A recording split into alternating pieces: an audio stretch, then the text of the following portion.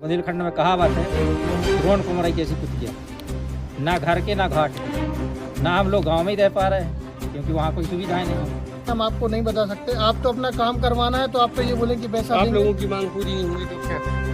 हमारी मांग पूरी नहीं होगी तो मुख्यमंत्री के यहाँ धरना प्रदर्शन देंगे और हम उनके घर में अपना सामान लेके जाएंगे कि हम यहीं रहेंगे। आप हमारे प्रदेश के मुखिया हैं, जब हमारे कलेक्टर साहब करें आप यहाँ के निवासी ही नहीं है तो आप हम वहाँ क्या करेंगे श्रीमान जी गाँव में, और हमारे घर मकान जमीन जब सब मिटा दिए जाएंगे।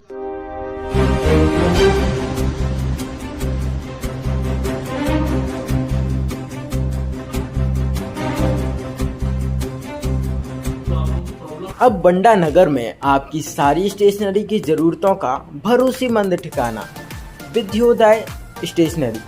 यहाँ आपको मिलेगा सभी स्कूलों की किताबें, कंपटीशन नोट्स और बुक्स, गिफ्ट आइटम्स और हर तरह की स्टेशनरी सामग्री, वो भी थोक और फुटकर दोनों में और भारी डिस्काउंट के साथ। तो देर किस बात की, आज ही आइए विद्योदय स्टेशनरी, गर्ल्स स्कूल के सामने, सागर छतरपुर रोड, वंडा, जिला सागर। विद्योदय स्टेशनरी पढ़ाई और गिफ्ट्स के हर जरूरत का एक मात्र ठिकाना।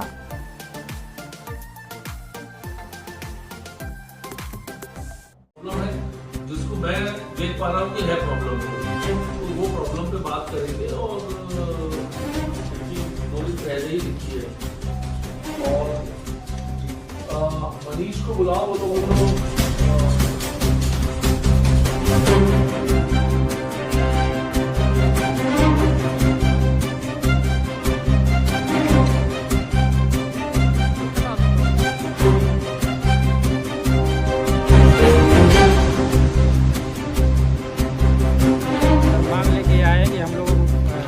अभ्यारण्य के तहत नारीखेड़ा ग्राम से अपात्र कर दिया गया है, जो ये सरासर गलत है। हम वहाँ के स्थायी निवासी हैं। मेरा नाम डॉक्टर रामलखन पारा साहब, ग्राम नारीखेड़ा, तहसील चांदीखेड़ा, जिला दमोह का स्थायी निवासी हूँ। ऐसे हमारे 150 परिवार हैं सर, जो अभी तक अपात्र किए गए, जबकि इतने लंबे अपात्र करना तो सरकार के लिए या कहीं मिली भगत हो सकती है, इसलिए ना किया गया हो। तो सर 15/6/2015 से सर विस्थापन प्रक्रिया चल रही है। इतनी लंबी खिंचने के कारण जैसे हम लोग ऐसे हो गए हैं सर, जैसे एक अपने यहाँ देहात में बुंदेलखंड में कहावत है, द्रोण कुंवराई कैसी कुतिया, ना घर के ना घाट के, ना हम लोग गांव में ही रह पा रहे हैं क्योंकि वहाँ कोई सुविधाएं नहीं है, ना बाहर जाके कोई अपनी मजदूरी या कुछ भी कर पा रहे हैं। तो इतनी लंबी प्रक्रिया सर होने के कारण बहुत ज़्यादा हर आदमी के लिए मानवाधिकार का हनन किया जा रहा है। लगभग कितनी जगह है आपकी? जगह सर हमारी है 27 एकड़ जगह हमारी है। कितने समय से परेशान हैं सर? हम 2 वर्ष से तो कम से कम परेशान हैं। जब से नहीं 2024 शिकायत कितने बार की?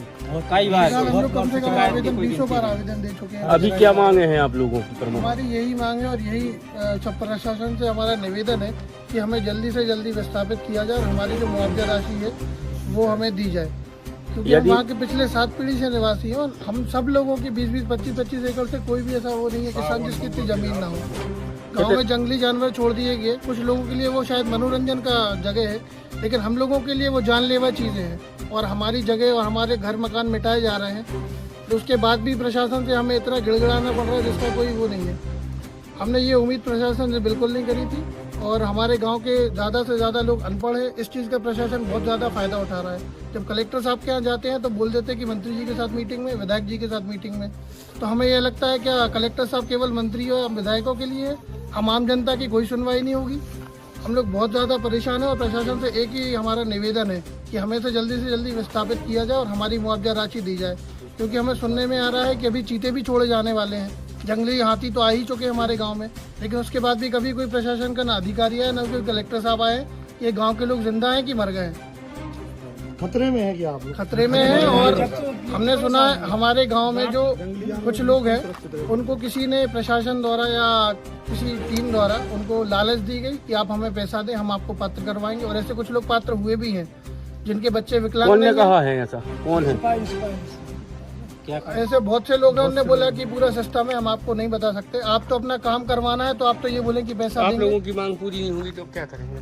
हमारी मांग पूरी नहीं होगी तो मुख्यमंत्री के यहाँ धरना प्रदर्शन देंगे और हम उनके घर में अपना सामान लेके जाएंगे कि हम यहीं रहेंगे। आप हमारे प्रदेश के मुखिया हैं, जब हमारे कलेक्टर साहब कह रहे आप यहाँ के निवासी ही नहीं है, तो आप हम वहाँ क्या करेंगे श्रीमान जी गांव में? और हमारे घर मकान जमीन जब सब मिटा दिए जाएंगे प्रशासन द्वारा, तो हम 10, 20, 50, 100, 150 आदमी क्या करेंगे? प्रशासन से बढ़ के थोड़ी हो सकता है। कितने परिवार हैं लगभग? लगभग 150 परिवार अभी अपात्र किए गए हैं उनके द्वारा। ठीक है। शुभ नाम क्या भैया? छत्रधारी पाराशर।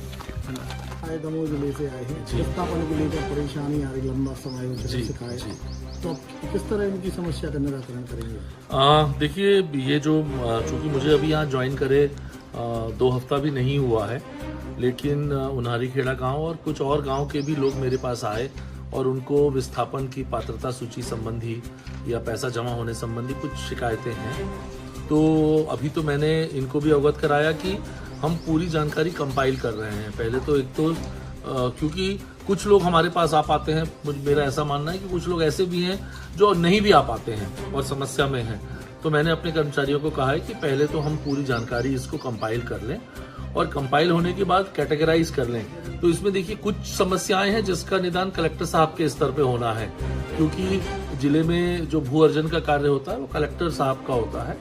तो मैं जो और चूंकि नौरादही की वीरांगना दुर्गावती की जो समस्या है वो 3 जिलों में फैला है, तो 3 कलेक्टर हैं, नरसिंहपुर कलेक्टर और सागर कलेक्टर और दमोह कलेक्टर। तो तीनों कलेक्टर साहिबान से बात करके जो मुद्दे हैं उनके सामने लाके उनका हल करने का प्रयास करेंगे। कुछ पैसा रिलीज करने या उससे जुड़े मसले हैं जो मेरे कार्यालय से हैं या परिषद कार्यालय से हैं, तो इनको चरणबद्ध रूप में करेंगे। लेकिन मैं आपके मार्फत सभी जो लोग एक गांव के लोग आए हैं, बहुत सारे और गांव के लोग हैं, उनको विश्वास दिलाता हूं कि हम इसको बहुत ही प्रायोरिटी का काम मानते हैं और वनग्रामों का या गांवों का जो विस्थापन है एक बहुत ही संवेदनशील मुद्दा है और पूरी एक मानवीयता के साथ नियम के सीमाओं में रहते हुए लेकिन ह्यूमन अप्रोच के साथ इसका निदान करेंगे और बहुत जल्दी उन्हारी खेड़ा और बाकी समस्त जो समस्याएं हैं इनका हल निकाल दिया जाए। क्या शुभ नाम है सर आपको? मेरा शुभ नाम है रजनीश कुमार सिंह और मैं DFO हूँ वीरांगना दुर्गावती।